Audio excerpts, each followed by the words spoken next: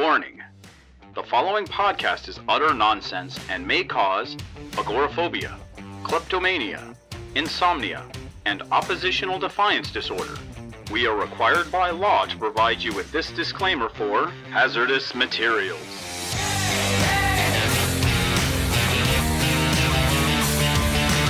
And welcome to Hazardous Materials, last week's comics this week, where we talk about last week's comics this week. Yeah, I'm Gideon Gonzalez, and with me as always is... Casey. Yeah, mixed up on that one. A little bit. But yeah, you might notice that we didn't have an episode last week because the holidays got a little crazy. So we're reviewing not nearly as many books as I would have expected to with how many came out last week, but we're going to try to cram it into our regular show. Let's not lie to these people. I got sick and I totally bailed. I mean, that too. I was being generous. I had a pseudo flu of some sort that just totally knocked me on my ass. So I was like, I'm staying at home and playing whatever I was playing. I almost said Team Fortress. I ain't played Team Fortress in years. Me neither. I miss it. It's a great game. But anyways, so first off on our docket, Batman 85. End of Tom King's run, reunite with Mikel Janin on art duties. Really liked it. Nice. Finally wrapping up this whole City of Bane thing going on. Not a lot of Bane in the City of Bane, not as much as I wanted, but I still really love the story, and I really love this ending. Just nice, quiet time with Bruce, Selena, and most importantly, Kite Man. Hell yeah. Yeah, it's like the framing device is Bruce hanging out with Kite Man at a bar. I mean, It's not Kite Man, it's Chuck Brown. Well, you know what? Honestly, it took me a long time to figure out who the hell that was. So who the hell is this dude? Why does he keep socializing with Bruce Wayne? I had to look it up. My favorite thing about Kite Man is he's named after Charlie Brown because Bill Finger, his favorite, like a little comic strip he had in his cubicle was Charlie Brown flying the kite and getting stuck in the tree. And so just made a kite themed villain based on that. Kite Man is the best. Kite Man also factors quite a bit into the Harley Quinn show, which I still need to see. And oh god, I'm going to throw a little bit of a thing in here.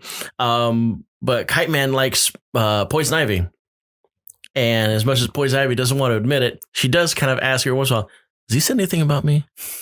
Hell yeah. Hell yeah. Yeah, say what you will about Tom King's run. I know it's not the most popular run of Batman this decade, even though it totally should be. But I really, really love, and I think pretty much everyone else does, the mimetic resurgence of Kite Man. Yeah, and also this title kind of gives us an apology for the whole wedding issue. Yeah, which, I mean, that's what it's been building up to. Yeah, so hey, you want to get married? Yeah.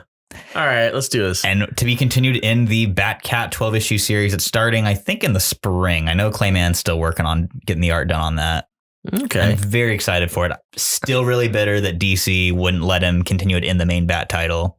So are we meant to think that Thomas Wayne is going to be stuck in our continuity for the foreseeable future? And I think so. If so, what are we going to do with that? I mean, his back's broken, so he ain't going anywhere. Yeah, I honestly, I think he's one of those characters that really should just kind of slip off into whatever alternate world he belongs to. I don't think he should stick around. Yeah. Well, but Bane did totally have his way with him. Oh, yeah. Bane broke his back. He's just going to be chilling in Arkham until the next writer who wants to use Thomas Wayne can use him, which, you know what? Not the worst way to end up. It's just getting put in the toy box. Yeah, pretty much. I hope they don't pull him out too soon, because this was... really good stuff. This is a sloppy segue, the slightest of sloppy segues. But speaking of toy box, I remember we were talking about Robbie Reyes, the Ghost Rider, and we thought, okay, he's pretty much just going to be shelved, and that's the end of it. He's sticking around. He's still around. And he's surfing around the Silver Surfer surfboard. Yes, he totally lit that sucker up. But then he doesn't know how to surf. So. No, he doesn't. But we do have this image of him basically lighting up the image. Ghost riding the whip. We got a new tattoo for you, Brooke. And I have Robbie Reyes flying the Ghost Rider surfboard. Yeah. So you don't know because our producer doesn't like to sit in front of the cameras, but got this colossal Silver Surfer tattoo on his pec or whatever, man boob, whatever it is, it's there.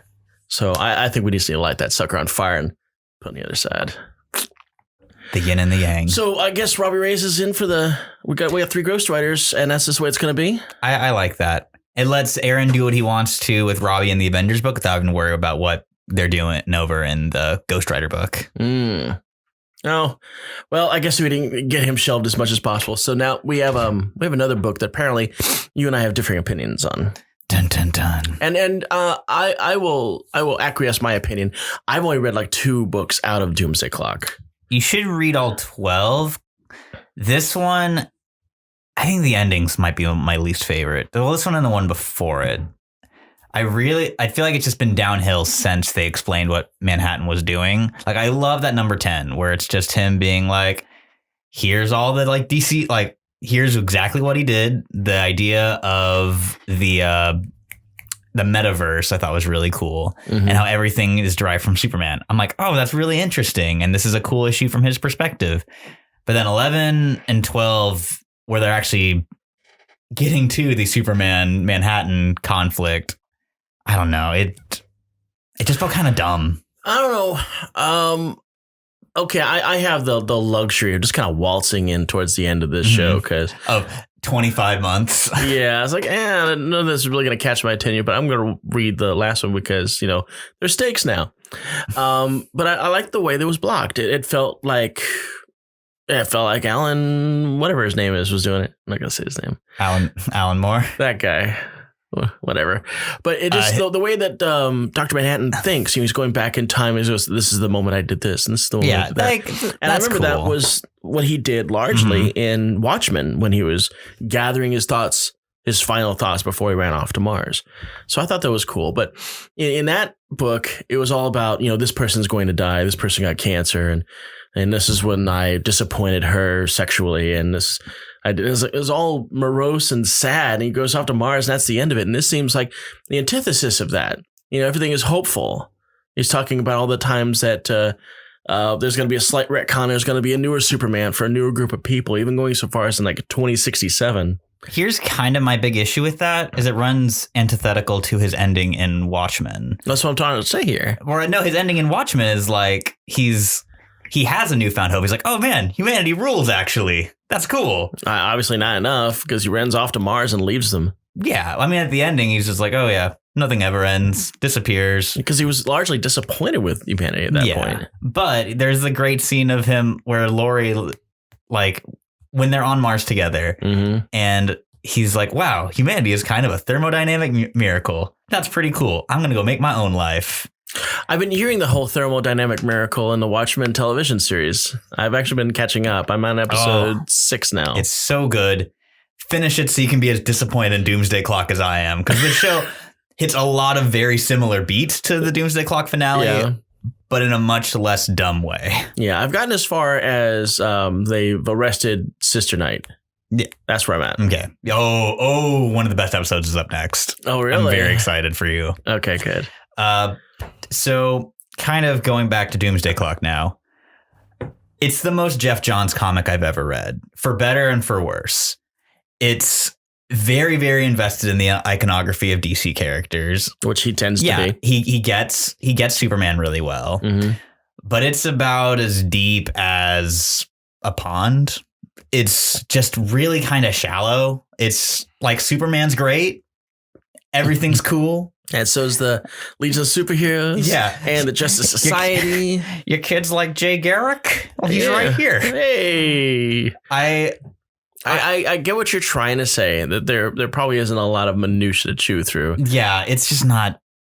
It's not the intellectual descendant of Watchmen that I want it to be, which the show does. That's a big thing for me, is that the show uses the concepts of Watchmen to get into new ideas and explore different themes, but still kind of around that same idea of modern American anxieties through the language of superheroes.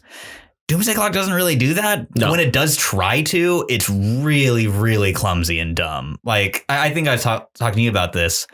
So the new Rorschach in this issue, he's the victim of a hate crime, which is super, super ham-fisted also. Is it? Like the guy like in a MAGA hat comes and wallops him on the back of the head and calls him boy and stuff. And then he leads to a segue of him going on this both sides are bad rant about Twitter and toxic people online. I'm like, okay, you're from 1992, New Shack, and you've never interacted with a cell phone in this entire book. What do you know about Twitter? It's so out of left field. Like, it's a It's like a 2-page sequence, and it's just like, what does this have to do with anything? I mean, trying to keep my own personal politics aside, that does seem rather forced. It was very forced. Now, I will concede the point. We are talking about wading pool level storytelling here, but it still felt like it was hitting the pace of old Alan here. It's definitely doing like a cover of his, like the mechanics of an Alan Moore script. Right. But it was fast enough that I was able to just go and catch what I needed out of it. Okay, so you basically hated it, and I was like, I was okay with it. Like, I didn't hate it. I just found it kind of frustrating. Come on, especially you hated it. It comes out the same week as the finale of Watchmen. One of the best hours of TV I've seen. Do you feel like you were compromised as a reviewer? I think so, maybe. Well, I guess we're going to move on from this one then. But once you see that Watchmen episode 9, you're going to be like, damn Doomsday Clock. We're going to revisit that. Get better. Sorry. We're going to revisit that next week because I'm going to crank through the rest of the episodes tonight and tomorrow. But we got a new number 1 up on our horizon. Apparently Suicide Squad needed a reboot. Yes, it did. After the last run didn't kill anyone. Strangely enough, we're going to try something new here. And now our new thing, we're going to get rid of Amanda Waller. Yeah, a new, scarier Amanda Waller. Well, I don't know if he's scarier. He's kind of seems like a chump. Less flexible. Yeah, he's a jerk. Yeah, because if you don't accept what he's doing, he's adding years onto your stuff. And apparently he's rather gung-ho with blowing people's heads up if he has to. His name is Locke. He is missing an ear, and he's got little cool sunglasses. Yeah, apparently he's American military. So there's this, I guess, you really call them eco-terrorists? Like you can just call them maybe like a superpowered Antifa or something like that. They're pretty rad. I really dug this new cast of characters. Yeah, so they're running around doing their thing, blowing up nuclear submarines and stuff like that. They're so an Australian superhero team is the deal. Yeah, because those are Australian subs that they blew up. So they blow those things up. They take one of them, and then while they're in that third sub, they disarm the missile. And so you kind of get an idea of what they're all about. And so you get Task Force X, which is largely filled up with a couple of high rollers. We don't have King Shark. We have the Shark. Yes, because he is less viable and not going to be in a movie next year. Yeah. So we've also got Deadshot, who I still think belongs in the Secret Six book. We got Harley Quinn. I don't know why. Tom Taylor does write a really good Harley. He does, but I just don't. I've never really understood why she's in this. My biggest issue is Harley and Deadshot. You know they're not going to get killed. So it kind of takes them some of the fun. But they sell comic books and they're right front and center on the cover. Yeah, but then you got the Crusader. Oh, and Cavalier. The Cavalier. I apologize. Yeah, as soon as I saw him introduced, I was like, that guy's dead. And what a way he dies. Yeah. Oh, God. You got his head punched apart. Yeah. Asita, one of the new characters, has a robot arm, and she's also built like a brick shithouse, so she's pretty huge. I didn't know she even had a robot arm until she punched his head. She punches through his head. Yes. And they show it. It's rad. And then poor Magpie. Okay, so there's this small thief character called Magpie. No one's favorite John Byrne creation. Really? Oh, that's right. So she's clearly not wanting to be there. So much so she goes, you know what? I'm just a thief. I'm a low-level thief. This isn't my scene. Can I just get out? Oh, yeah, we're just going to add another year to your sentence. I'm going to end up dead. And she does. She did. The villain that brought Batman and Superman together in the post-crisis age. And she got killed off camera. And she just ran into somebody and goes, I really don't want to be here. And the next frame, we lost Magpie. Saw that coming. So who else do we got lose here? My boy Zebra Man, Batman's greatest foe. He's got magnet powers and a mohawk and zebra stripes. Were you bitten by a radioactive zebra? No. What's the theme? I never really thought about it. Really give it much thought. I love Zebra Man. I was very, very excited to see him in the Lego Batman movie. And I'm delighted that he did not die and is going to stick around for me to get emotionally invested in him and then probably get killed off. He's going to get totally wasted. We don't really need a Zebra Man. That's what I like about Suicide Squad is that... And they could kill Shark. Yeah, they could kill Shark. Because apparently DC loves big shark men. They're great. I wish he was drawn more like Shark and less like King Shark. Yeah. I feel like so you can tell the difference? I feel like they'd originally planned to use King Shark and then last minute editor was like, hey, we like this guy. He's going to be in a movie. He's in a cartoon right now. So... So I always feel like King Shark or the Shark is just an opportunity to tear apart a protagonist or eat him, and I was not let down. Yeah, one of those fishy boys that's one of those on Atlantean guys. You're always a good brother to me. I was like, oh yeah, you're done, and he got tearing apart. I'm 5 weeks from retirement. I'm too old for this shit.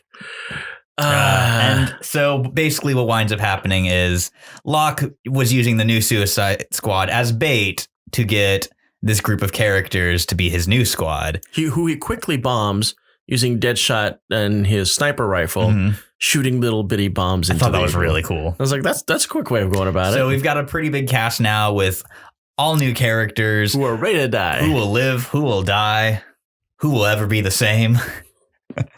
My favorite of this new bunch is Jog, who is a speedster, but only in short bursts. So his utility belt is like full of snacks, and he's got a little bit of a gut, and he's always looking winded. Love that guy. I'm excited to see more of Jog. I'm kind of curious to see what his effect looks like, because we didn't really get to see his power in the first issue. Mostly Wink, who's a teleporter, got a lot of play in this one, and the Airy, and they've got big old bird wings. I really thought they were going to take a bullet.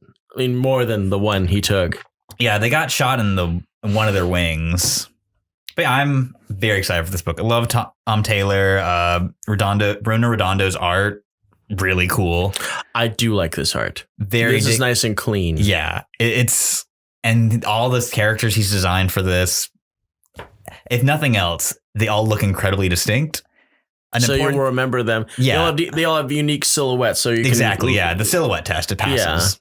So, like, I can even tell you what TNT looked like. Oh, TNT is such a good name. Who was the first to die? It's up there with Rexplode. Yeah, he explodes. And so we get to test out the old bullet bombs at TNT's head. Poor guy. All right, so definitely one to follow. I'm excited to see that in future episodes. You decided to bring another gigantic comic, and it was that Wonder Woman one. Yes. From Daniel Warren Johnson, who was the writer and artist of Murder Falcon, one of my favorite books of the past year. Mm-hmm. It is a very, very metal Wonder Woman comic. It's Wonder Woman Dead Earth. Yes, this is a lot of it's fairly gory. Yeah. It's medium level gory. It's from DC's Black Label, so they can have all the cussing and murdering they want. Not a lot of cussing, but I didn't really recognize Diana in this book. Oh yeah, she's super scraggly, which I really dig the aesthetic of it. And Batman looks like he's been dead for a long time. Oh yes, this is very, very far post-apocalyptic future. Now, I kind of thumbed through this because I quickly discovered it's another 50-page monstrosity, and I'm not really big on Wonder Woman comics by and large. I'm a huge Wonder Woman fan, so I kind of leaned on you to read this, but I did page through it to kind of get an idea of the story. The only thing I didn't catch is she seems like she's just arriving there. Yes. Was she like entombed? She was, she's wakes up from a stasis pod. Okay. And she pulls a fry. Yeah. So she needs to like get caught up on what's going on with the world. There's some sort of big nuclear war happened in the past, very Planet of the Apes style. Mm-hmm. Very few human settlements left. She has to do gladiatorial combat with a horrifically mutated cheetah, which we're going to show because I love this design. She's got those teeth that like go up into her ear. She's got like one of her fists is turned into another cat head. I didn't, see that. I didn't catch that. I actually need to see that. It's gnarly as hell. I would actually ask you to show it to me. No, like, you got it bagged. Like Dark Knight's metal was just like lip service of metal aesthetics. This is like, oh, this is like a Manowar album? This is rad. So apparently she still wants to help her. Mm-hmm. We're going to help you out, Barbara. I don't need your help. And runs off. Yeah, it's good. Like it hits that balance of Diana being like a messenger of peace, but also like she's strapped for war. So yeah, you get to see her slice up all sorts of monsters. Sick as hell. I'm very, very excited for the next few issues. So I know absolutely nothing about this next book. What is this next book? It's Klaus. Yes. And the Life and Times of Joe Christmas. So Klaus is Grant Morrison's badass Santa comic. It was originally a 7-issue mini by him and Dan Mora, where it's going the origin of Santa Claus. He fights the Krampus, delivers toys to the kids, has a big sword. His sleigh is pulled by wolves. Very good. Where the hell do you get this stuff? Oh, it's so good. But he and Dan Mora, every year since then, they release a one-shot, like a big, like 80-page story. And it's become a Christmas tradition for me. There's one year called Crisis in Xmasville where he has to fight the Coca-Cola Santa, where it's like an evil corporate version of Santa who is also a werewolf space pirate. It's amazing. It's like Lobo Santa. Yeah, I guess a lot of people don't realize that the classic red and white Santa Claus that we've all enjoyed for almost 100 years is clearly the product of Coca-Cola. Oh, yes. Yeah. I mean, it's the whole thing. And just like Rudolph was a product of Sears. Mm-hmm. And yeah, the another thing I really like about Klaus is that it has a very... Well, you don't see all the adventures. It jumps around in time and has like callbacks to like fictional team ups with other Santa Clauses. Like there's basically a Justice League of like international Santas. What a strange yearly predicament. The Russian like blue outfit Santa's there. It's really, really fun comics, really inventive stuff. I had no idea that this happened. And this year's issue it's set up kind of like an advent calendar, but it came out the week of Christmas, so I didn't get to read it like an advent calendar. But it's all 2-page spreads, like vertical style, going backwards through the life of this kid, Joe Christmas. And it's a really sweet story showing him team up with Santa throughout the years. Like the first page is like he's dead, is like his grave, and it's going back and showing him all these team ups and wild adventures with Santa. See a giant cat fight in World War II. A what? A giant cat. I'm not going to give it. The Yule cat? There's not a ton of context given, but every page is like a delightful. I just this year discovered the Yule cat. He's a sweet boy. I had no idea that this thing existed, but now I'm seeing him everywhere. This giant child-eating cat. Yes. It's that one. There's a page of Klaus and Joe Christmas helping the Beatles with a flat. The Beatle with a flat? The Beatles, like the band. Oh, okay. That's and like kind of like, and the end reveal. Do you mind if I spoil it for you? Go for it. So the end reveal is that Joe Christmas was a kid who was abandoned on Christmas Eve. Like he was like a little orphan baby, and Santa, while he was flying through, like picked him up and dropped him off with a family. Okay, well, that was awfully nice of him to do that one child. Santa's been keeping an eye on him like ever since. And presumably there are other kids. I mean, this Grant Morrison Santa is basically like Silver Age Superman in terms of power. Okay, so he pretty much can do anything. Yeah, unless he's been he's held down with the moon rocks of Pluto. So who makes this comic? Which publishing? This is, I believe, Boom Studios. Oh, good old Boom Studios. The owners of the current Buffy titles. Yes, they've been doing a lot of cool stuff lately, like between their Power Rangers comics, the Once and Future is a really cool Dark King Arthur book that's Does been Disney coming out. own Boom? No. Okay. Disney doesn't own the Power Rangers, do they? Well, when 20th Century Fox was bought out by Disney, Dark Horse lost the Buffy license and it went to Boom Studios. Interesting. So I'm just kind of curious. I don't believe Boom is owned by Disney, no. And this seems kind of arbitrary to remove it from Dark Horse, which is doing gangbusters with it. Yeah. As I totally hijacked this subject. And then switch it over to Boom and completely change the continuity. Yeah. Dark Horse better not lose Aliens or Predator. That's their big license. That is the big stuff. I mean, they lost Star Wars. Remember when that happened? Oh man. Oh my God. That Star Wars book that was going on at the time with Carlos D'Anda, that was pretty rad. Yeah. I dug that one. And I thought it was kind of funny that right after it, Disney's Star Wars comic that started up was the same era, like post episode 4. Yeah. Well, I gotta say, even though that happened, all of the Marvel Darth Vader comics have just been awesome. Darth Vader comics have ruled. The Lando comics have ruled. Really? Oh, the Lando ones are so fun. Yeah, the first one involves Lando and Lobot before they become in charge of Cloud City. They steal a ship. Unbeknownst to them, is one of Palpatine's personal transports carrying a ton of Sith artifacts. Oops. It's a very good heist gone wrong comic. So is Lobot an android? He's a cyborg. Like he starts off as being a dude, but he becomes more and more robot as time progresses. Okay.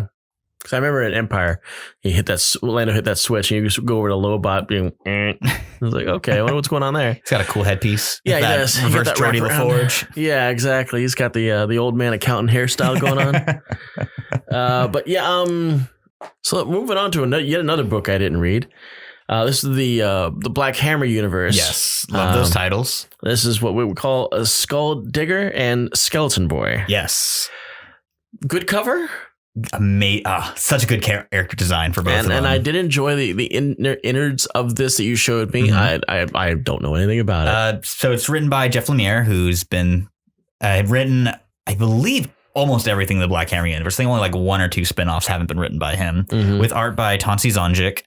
And the premise of the book is Skulldigger is a former teen sidekick who was killed or went missing.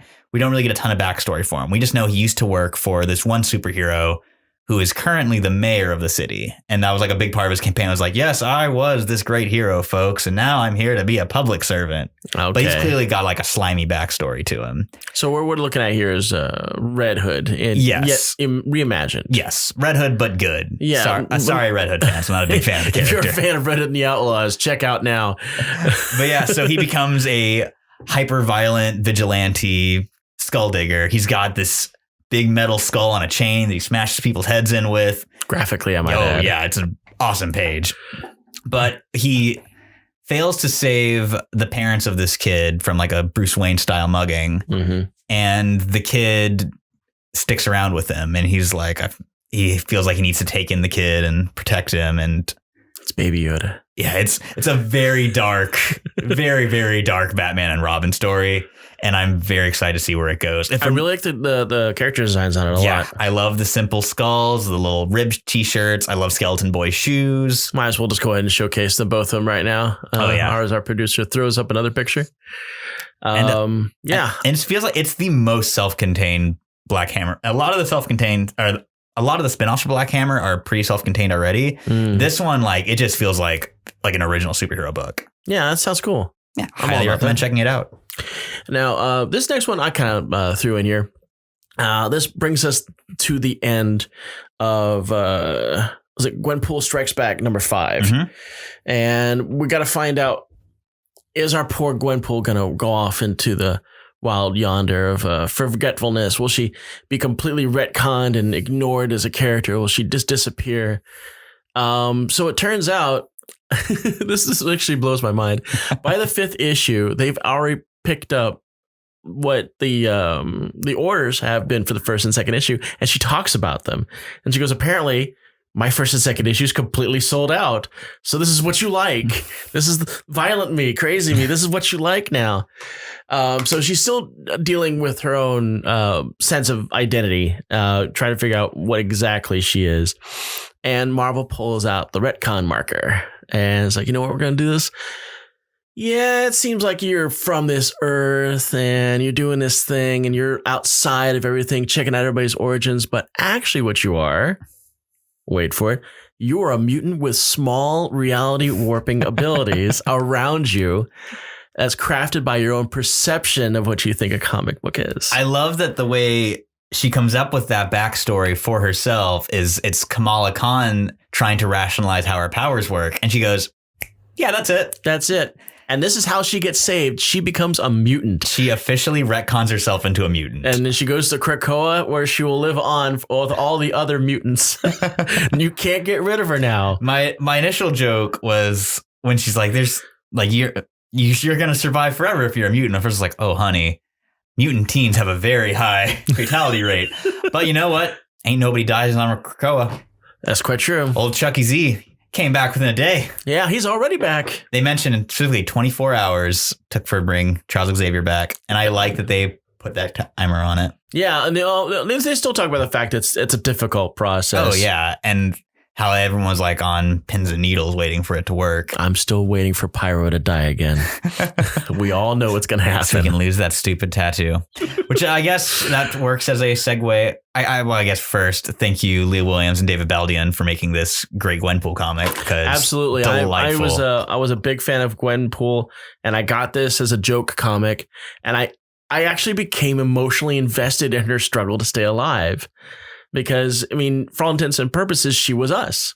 And she wanted to stay relevant. She wanted her concept to stay alive. And she had all the same concerns that comic book fans have with their favorite characters. It's like, oh, is my character going to be popular enough to stay in a book? As you know, with me, I've got a character that's easily marginalized.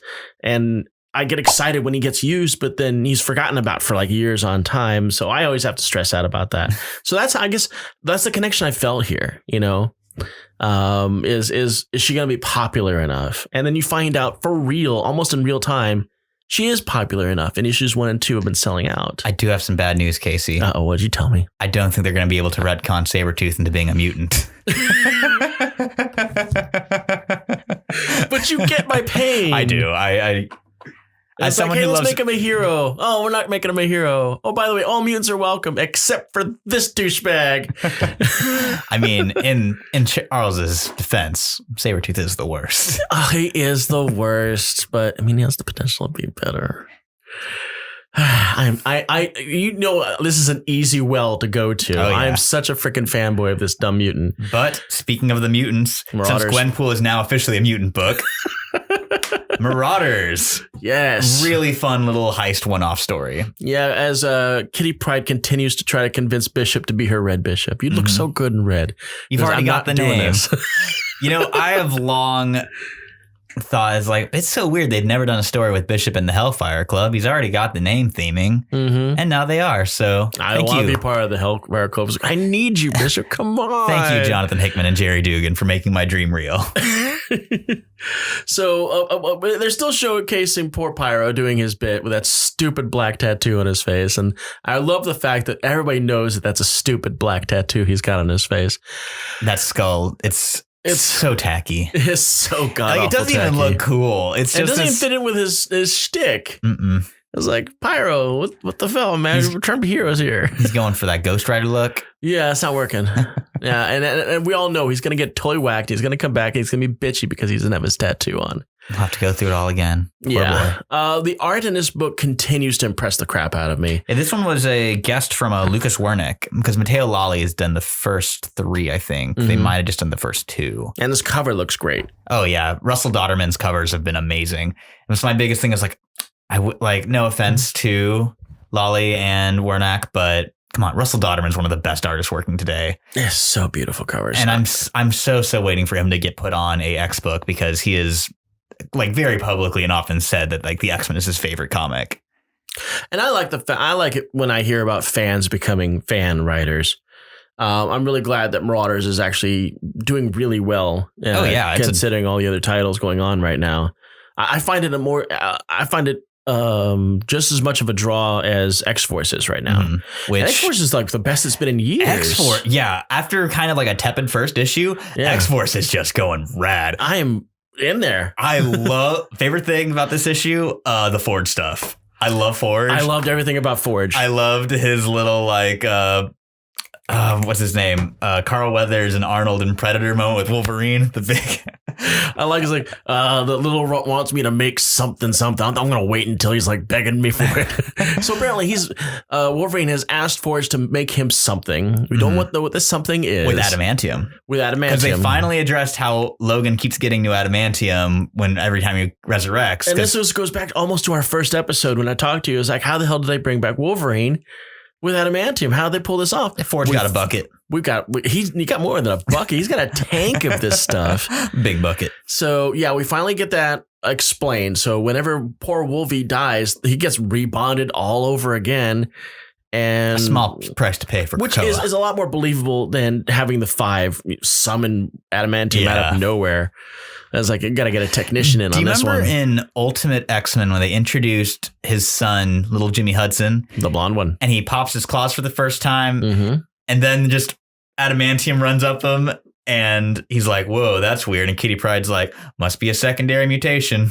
And that's the only way they addressed him having adamantium claws. He's in the 616 universe now. Yeah, he's running around. I wonder if he's on Krakoa. Maybe. That needs to be addressed. Logan's Kids. Logan's Kids. That would be a better title than Fallen Angels, which we totally skipped on this week. Yeah, I dropped Fallen Angels after number 1. Yeah, I refused to deal with it. At first, it was just bad.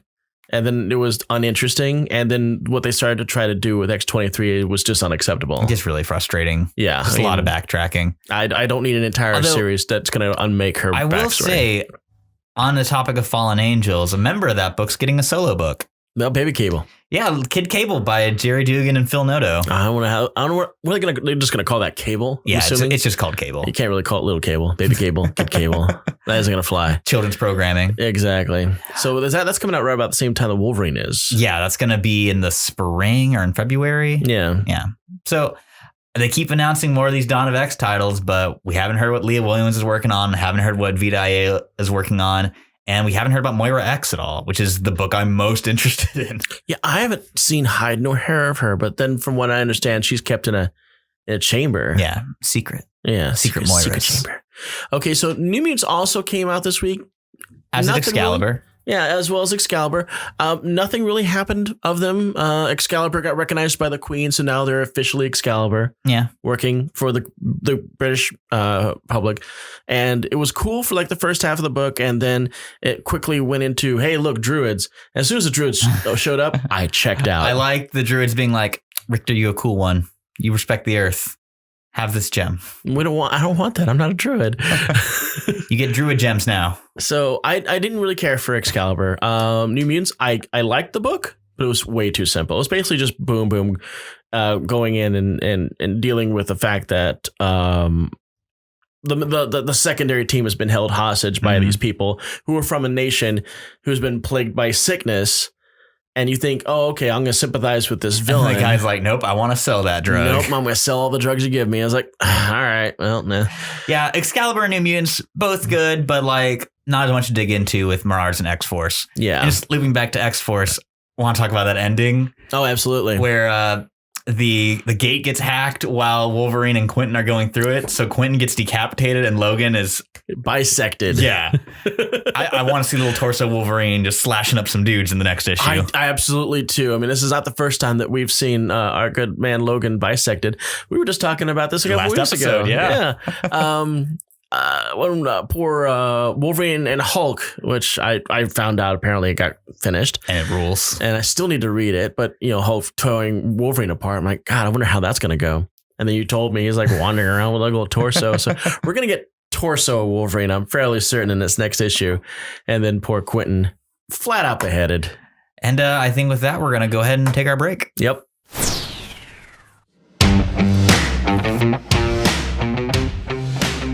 Thanks for tuning in to episode 17 of Hazardous Materials, last week's comics this week.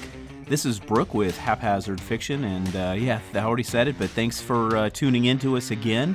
We appreciate you guys being here, and we know that Casey and Gideon both love making this show, so we want to make it better. We want to make it as good as we possibly can for you guys. So, please leave us comments. Feel free to throw us a like, throw us a subscribe. If you really feel it in you, join us as a patron.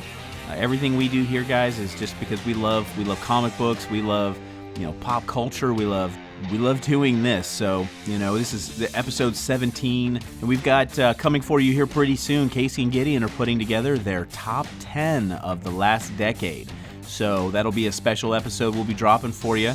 But for today, I'll just take you back to Casey and Gideon with Hazardous Materials.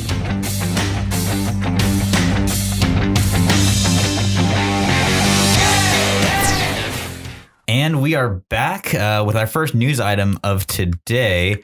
It's still kind of in the rumor stage, but it's exciting enough that I want to talk about it. A lot of people are talking about it. Yeah.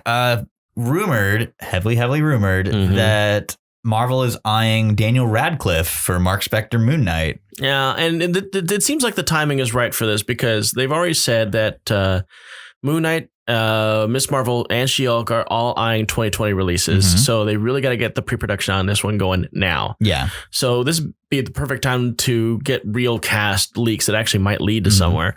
And this bit of news is actually coming from more than one direction. So I'm thinking this has probably got some legitimacy. I really hope so, because Daniel Radcliffe has that same kind of thing that Elijah Wood does, where he just does whatever he wants. He has such a unique energy in everything he does. He even played a corpse. Yeah. Yes. Swiss Army Man. I love Swiss Army Man. So good. It was so gross, but so touching. But yeah, I'd be really excited to see him tackle the role. So I would. Fingers crossed this is legit.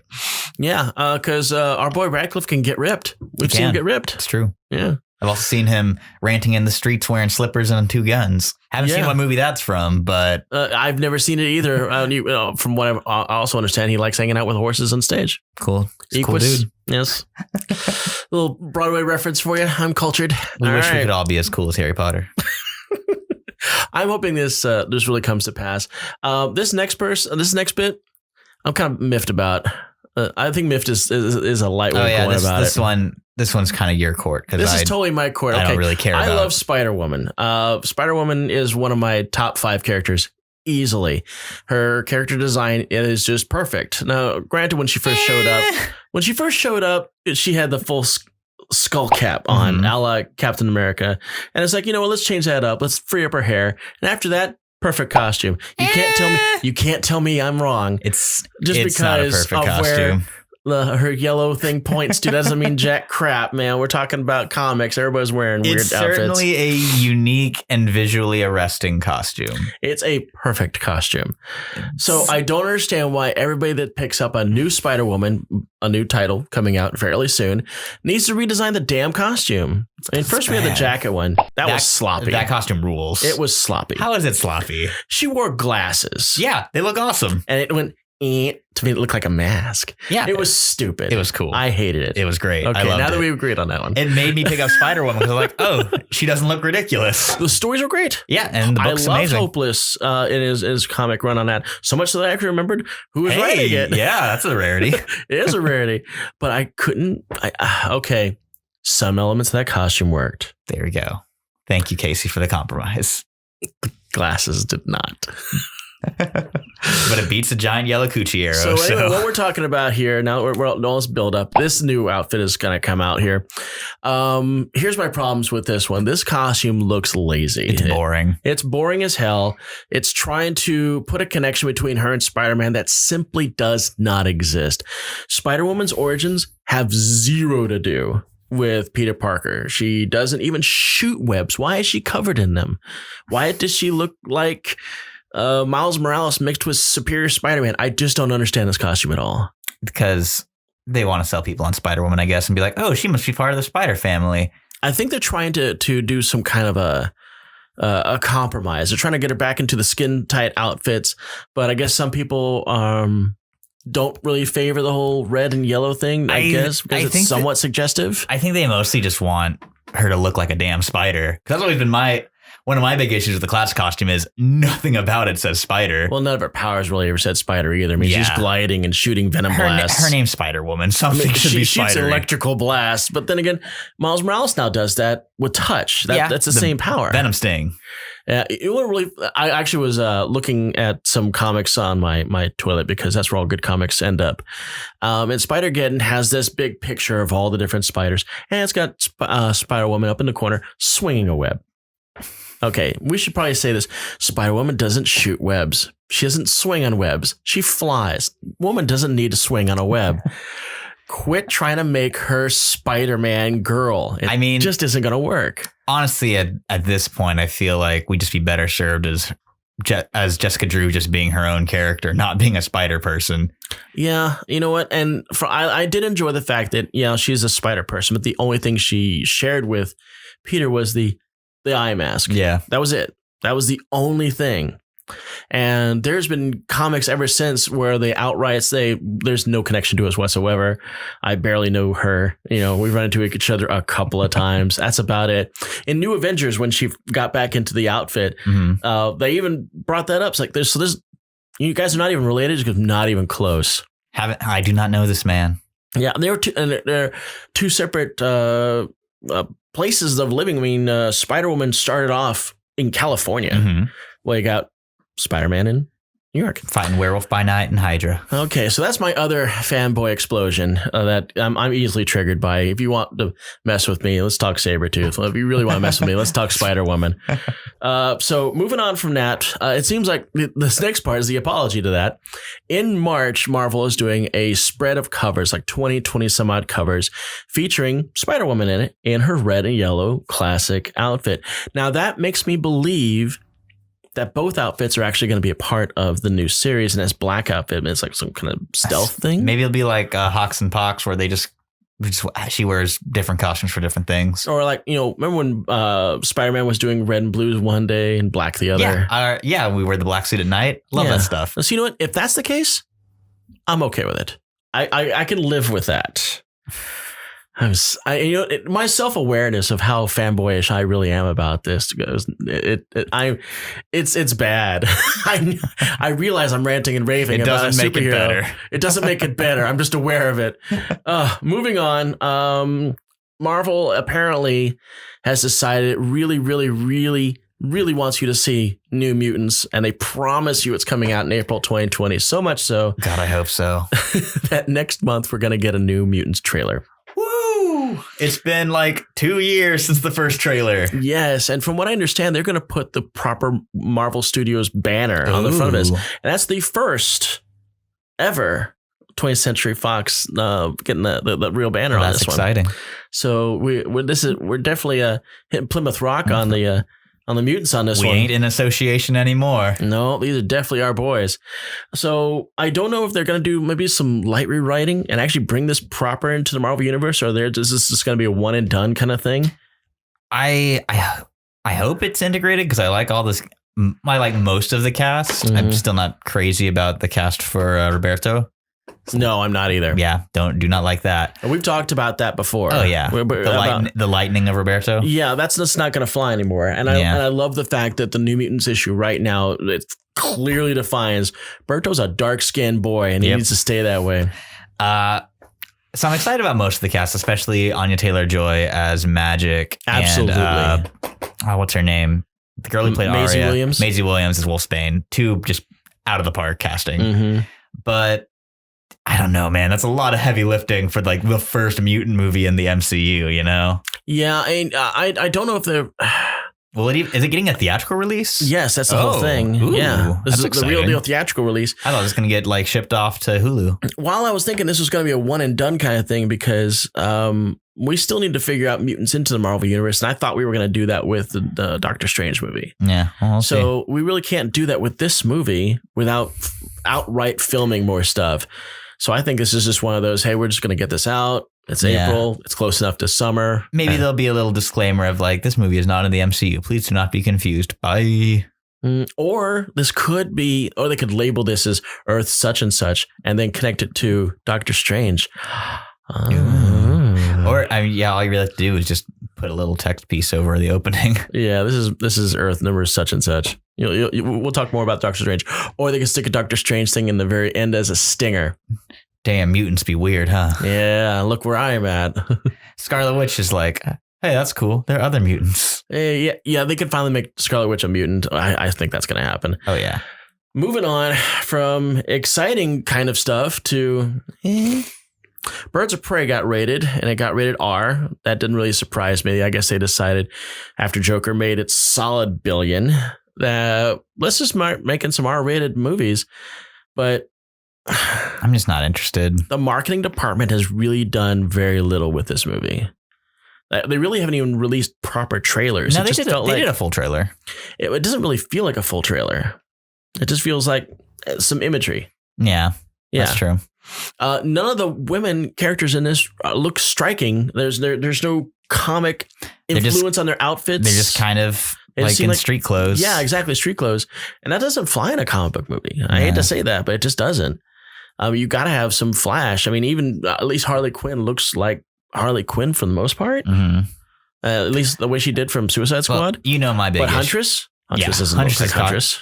I like Black Canary's bell bottoms. I'm curious to see Jurnee Smollett's performance. I think she could be cool, but we've got nothing about Black Canary in the trailers. Yeah, you don't even know what's in there unless somebody told you. I think she has a line in the trailers, but it's nothing of substance. It's just like Harley. I think the Cassandra Cain character feels like a throwaway. Yeah, completely like divorced from the Cassandra Cain that I like from the comics. Yeah, absolutely. For those of you who don't know, Cassandra Cain is like Batgirl number 3.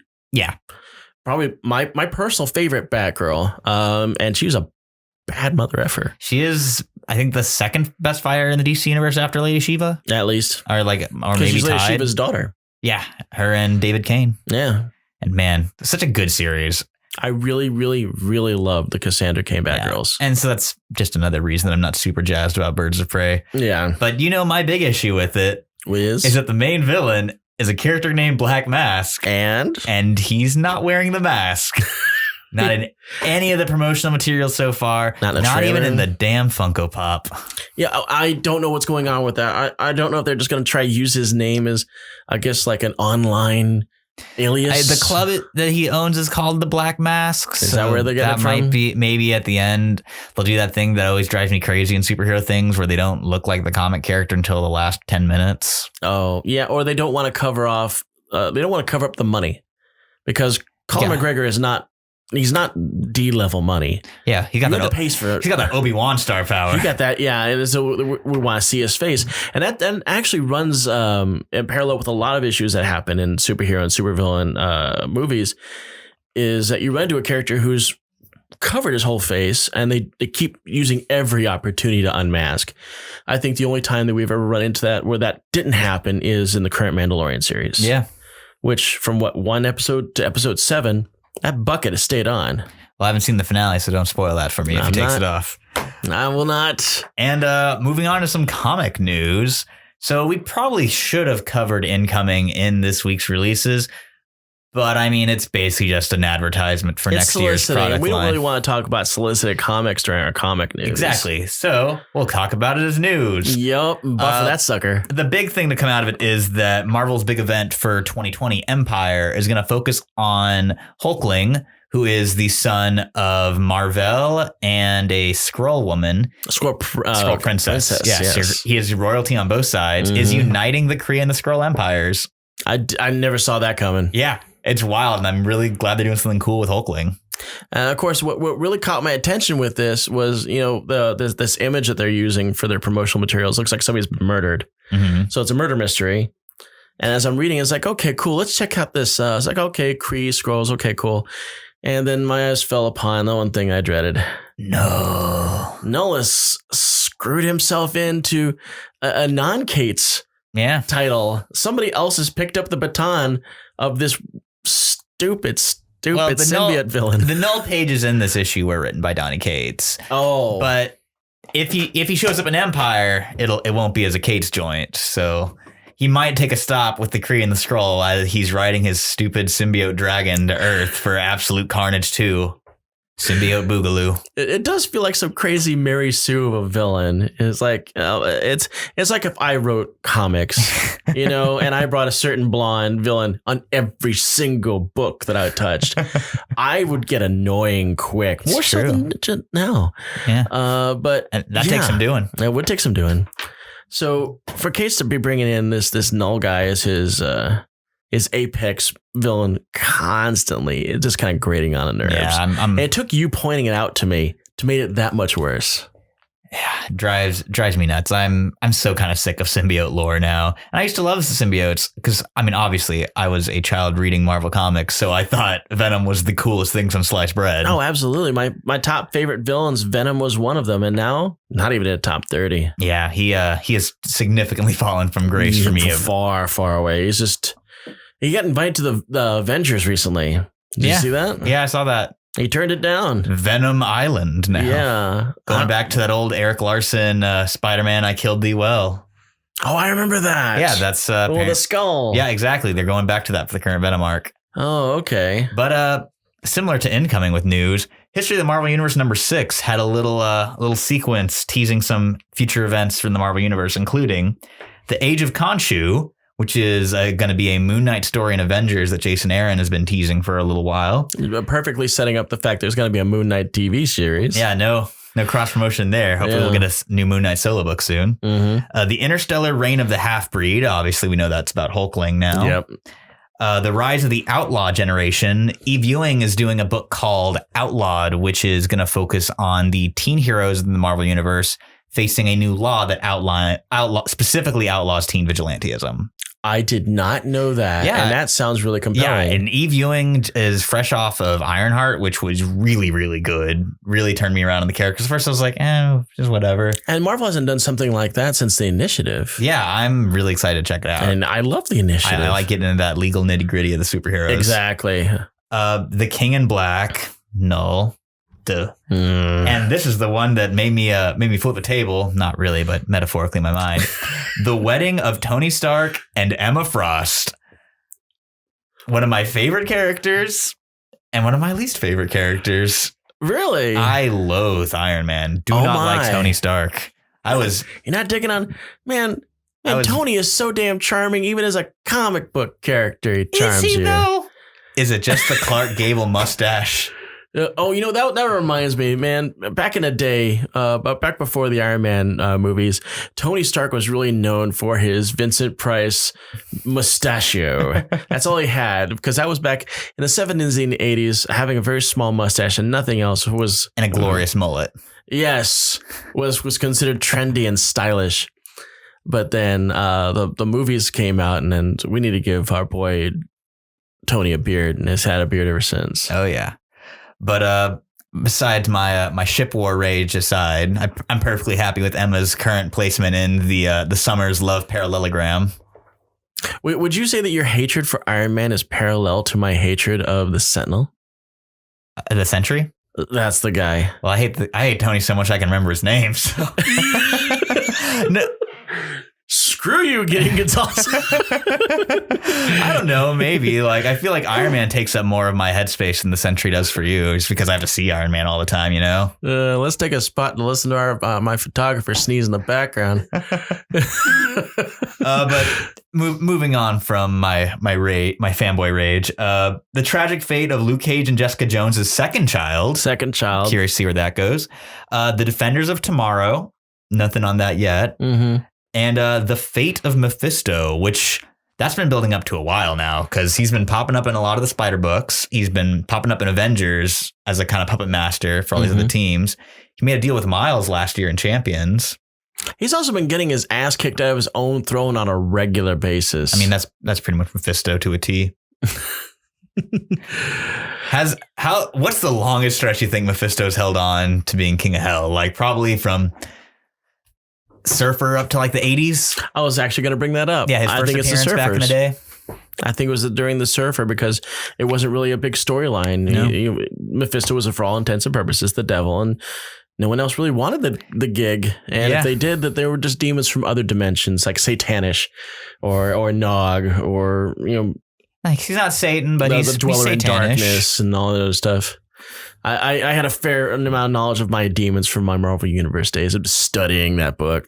I'm very, very excited to see what they do with Mephisto. There's a upcoming Avengers cover where it's got him hanging out with the Squadron Supreme, Namor, Damian Hellstorm, and one other villain that's been hanging around Avengers lately.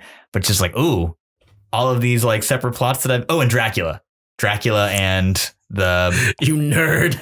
And the Russian and the Soviet super soldiers. So I'm very excited to see all of these plot lines Jason Aaron's been building up in Avengers that have all been individually rad, leading up into a nice, awesome villain team up. Now, we've made no illusions about you and I are big fans of the old 70s Marvel Dracula. Oh, yeah. Love me some Tomb. Yes. And I want to address the fact that Dracula nowadays, as you can see him in this, looks nothing like he did in the 70s. Yeah, I miss his little mustache. Love that Gene Colan realness. Yeah, he's wearing armor. He's got big flowing white ponytails and no facial hair. I want my 70s Dracula. I hope Jason Aaron brings that back, because right now Dracula in Avengers is looking pretty desiccated. Yeah, he's a withered old man version of the Twizzler armor Dracula. Why do you think that they did this to Dracula? Boring mid 2000s aesthetics, going for that Francis Ford Coppola Dracula armor look, which is stupid. Mm-hmm. I'll say it right now, Francis Ford Coppola's Dracula, garbage movie. I can't agree with you there. People clown on Keanu in that movie, but everyone's terrible in it, with the exceptions. 2 exceptions. What? Gary Oldman does good, and Anthony Hopkins is the only actor who knows what movie he's in. Completely over the top. He's the only one that's oh, this is a stupid movie. Oh, okay. I can't agree with you there. I enjoyed Dracula quite a bit. Keanu was out of his element with his accent. The Castle. But he has redeemed himself in recent years to the badass 50-year-old he is now. And maybe Winona Ryder was a little over the top too. Anthony Hopkins definitely, he knew I'm in a Dracula movie. and I'm crazy ass Van Helsing. I'm just going to casually talk about beheadings while I'm eating dinner. And actually, you know what? Who is pretty cool? Tom Waits as Renfield. Yes. Did you hear they're doing a Renfield movie? I heard something I can't about remember that. what And I studio's thought that I was doing just it. tripping balls when I heard that. But yeah, Not that I trip balls, but just, and I've never heard it ever since I heard it that one time. I don't remember who's developing it, but I was like, I'd watch it. I like Renfield. He's a cool character. The scariest part of the original Dracula, it's that scene where the boat comes into port and there's just this deranged guy while the entire boat is empty. Yeah, well, he's like screaming his adulation as I did all of this for you. Poor Renfield. He is like the epitome of I gave you everything and you left me this weird bug-eating ghoul. I guess if nothing else, a movie's probably better suited than, say, a sitcom. Can we say that it's at least better than Frank Langella's Dracula? I like Frank Langella's performance as Dracula. Oh my God. I haven't seen his Dracula in years. What about Dracula 2000? Oh, definitely better than Dracula 2000. Okay, good. Remember Gerard Butler somehow managed to be Dracula and the Phantom of the Opera and completely whiff both of them? Huh. Because, man, two things the Phantom of the Opera needs to be able to do: be ugly and sing. And Gerard Butler can't do either of those things. No. He's a very attractive man. He's a very handsome man with a very limited vocal range. Yes. All right, moving on to this one. I'm excited about this, Wart. I'm a Trekkie. I love me some fresh Trek, and apparently we're getting it now that Viacom has finally figured out. You know what, CBS? You know what, Paramount? You guys need to like figure your crap out and just go one. Because for a long time, a lot of the Trek properties were over here at Paramount, largely from the movie stuff, and TV stuff was over here owned by CBS, and that got into the way of a lot of their tertiary properties. Like, you did not just yawn while I was talking about Star Trek. I love Star Trek. I needed to yawn. Well, we're talking about Star Trek Online. Star Trek Online was having some problems with licensing of its various ships because of this split. But now, all in one pot, all of our Star Treks come from one place, and we got Picard, which I'm really excited about. And before this show has even hit, season 2 has been greenlit. So, nice. What are your thoughts on this? I'm very skeptical of Picard, the show. I'm very worried it's going to fall into that trap of, hey, look, it's that thing from Next Gen you like, which you think that they're going for straight nostalgia on this, or do you think there's something fresh? I hope it's something fresh. The trailer was a little too actiony, you know? You think it's too much actiony for an 80-year-old man? Yeah, it just looks like a big blockbuster movie, at least from how they're advertising it, when that's not what I come to Star Trek The Next Generation for. Maybe, I guess they're trying to draw in. I won't say cautiously optimistic. I am optimistic because I like any fresh Star Trek. And I thought Discovery was going to totally shit the bed, and it turned out to be the best Star Trek show ever made. I haven't gotten to check it out yet, but I'm excited to. You should. I think we've had this discussion before. More than once. Yeah, I really want to check out Discovery, but okay, I'll tell you what. I'm going to tell you this. I will finish Watchmen if you get into Discovery this week. But I got to get a CBS account, though. You can make that happen. Come on, it's $6. We'll see. It's $6.95, right? And I do want to watch Twilight Zone, so yeah, and there's plenty of other stuff that's on there. Yeah, Jordan Peele's Twilight Zone is actually really good. Yeah, I love that first episode with Camille and Johnny. Yeah, exactly. So you've got it right there. Spend your $6. Watch Discovery. Watch a Star Trek. Watch a Star Trek, and this will also give you an opportunity because Picard will be on the same service, and that's coming out the 23rd or 28th. I will say this though, I definitely marked out when Riker showed up. I was like, oh, number one. That also throws into something. Marina Sirtis is also in this show. She recently lost her husband. I was watching. I pay attention to the Twitter of all of that STNGs, and she announced it, and I was like, "That's rough." And like, awful. It was like right after she announced that she was losing her husband, boom, the second trailer hits with her in it, and I was like, "Oh man." It's like a bittersweet time for her. I just can't believe that they got Brent Spiner back in the Data makeup. You know, it's got to be enhanced digitally like crazy. Yeah. But they did a great job. Yeah, he looks great. Good for him. And I've always been wondering, it's like, how are we ever going to get it back in Data? It never occurred to me that we could get the technology that they've been using in Marvel movies and in The Irishman most recently in de-aging. And it's like, frack, man. The Android man. We got our Data back. I'm excited about this. Now, finishing up our news bit, Anne Rice has been trying to get the Vampire Chronicles into a TV series for probably about 10 years In now. hindsight, we probably should have been talking about this when we were dunking on Draculas. We should have. It was a nice segue, but That's not what we're about on this show. We'll fix it in post.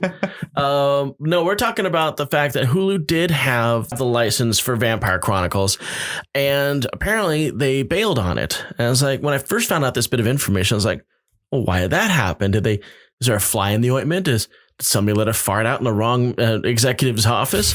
But then I found out what's going on is that Anne Rice is pretty much going on all or nothing. She's getting up in the years. I follow her on Facebook, and she's like 80 something.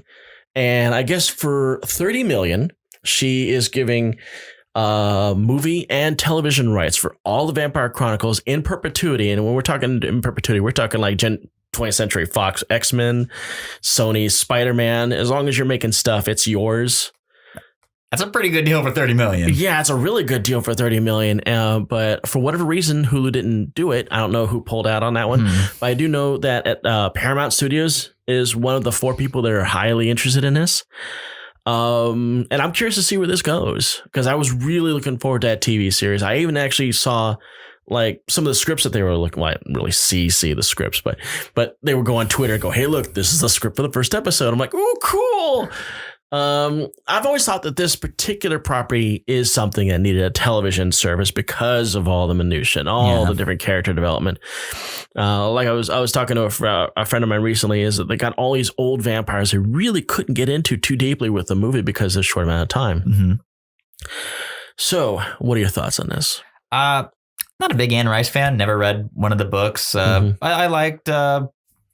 I'm completely blanking on the title now. Uh-oh. The Tom Cruise, Brad Pitt one. Yes, Interview with Interview Vampire. with Vampire, yeah. Yes. Interview with Vampire, pretty good. Yeah, it was really great. Queen of the Dam, not too good. Not so much. Although Queen of the Dam did have one epic scene with Leah when her playing that like thousands of year old vampire walks into that bar and discovers that these things are beneath me. I'm going to set them all on fire. That was a great scene. Yeah, it was better than any of this kind of similar scenes in Blade Trinity with Dracula. Exactly. Old Snake Bones Dracula. Speaking of bad Draculas, sorry, Dominic Purcell. Yeah, you're a better pyromaniac than you are a vampire Lord of the Dead. I didn't really think that worked. God, Trinity could have been so much better. It could have. It had Ryan Reynolds in it. You had Ryan Reynolds in it. How the hell could you shit the bed? First fix is we do a little Gene Colan Dracula. Yeah. We need to get the old school Dracula. We definitely need to get involved in retro acting our Dracula so he doesn't look like some kind of 90s. Man, that's the third one you've done. You are the worst today. It's getting real late. My boy Gideon needs a nap before we end this episode. Sun getting real low, big guy. Well, you know what? I think that's probably a good time to wrap it up. That's our last of our news bit, and hope you've all enjoyed us. We, of course, have our Patreon site if you want to check us out. We promise we've got content on there, including our super secret episode where we kind of screwed up on the video on that one, but it's there. So if you want to check us out, episode, was it 13? I think it was. It was episode 13. So we got a Patreon. We got ourselves an Instagram. So all the images you see in this episode are going to show up in our Instagram account. If you feel like supporting us, give us a subscribe, hit the bell. We'll let you know our episodes hit every Tuesday, right before the new comics hit. So you got anything you want to say? No, I think that's going to wrap it up for this week. All right. We'll see you next week.